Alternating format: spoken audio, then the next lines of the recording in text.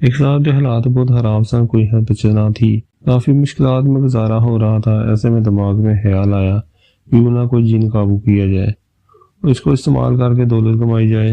ایک بابا جی کا پتہ ملا جو عملیات کے لیے مددگار ثابت ہو سکتے تھے۔ انہوں نے 40 دن کا ایک مجرب عمل بتایا، اپنے گھر کے ایک کمرے کا انتخاب کیا۔ ان صاحب نے بتایا کہ 3 دن عمل چلتا رہا، مجھے ڈراؤنی شکلیں نظر آتی تھی۔ چوتھی رات کا عمل جاری تھا، میں خسار میں تھا کہ اچانک ایک خوفناک نسوانی آواز آئی، منہ کے ابا، منہ کا فیڈر فریج سے نکال لائے۔ میں چکنا ہو گیا کہ ہو نہ ہو کوئی ہوائی مخلوق مجھے تنگ کرنا اور میرا عمل متاثر کرنا چاہتی ہے۔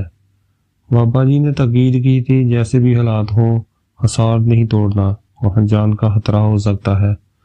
آواز دوبارہ آئی، منہ کے ابا جلدی فیڈر لائیں۔ میں نظر انداز کر گیا۔ 10 منٹ بعد میں نے دیکھا ایک چڑیل میری بیوی کی شکل دہارے میری طرف چلی آ رہی ہے۔ میں بلا خوف ورد کرتا رہا کیونکہ میں تو حصار میں محفوظ تھا۔ وہ چڑیل میرے پاس آ پہنچی، میں نے ورد تیز کر دیا۔ اس کے ہاتھ میں بیلن تھا۔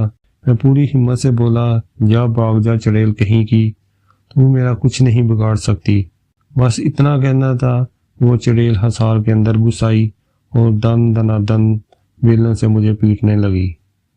میں اسے جنات کی چال سمجھتا رہا کہ وہ مجھے آزما رہے ہیں۔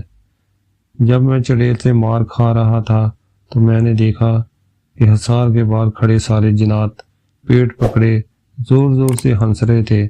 جب چڑیل مجھے مار مار کر تھک گئی اور مجھے گھسیٹ کر حصار سے باہر نکالا تو ایک بدتمیز جن میرے کان میں آگے کہنے لگا، سرکار، پہلا اپنی بیگم کو قابو کرو، پھر ساڈا سوچنا۔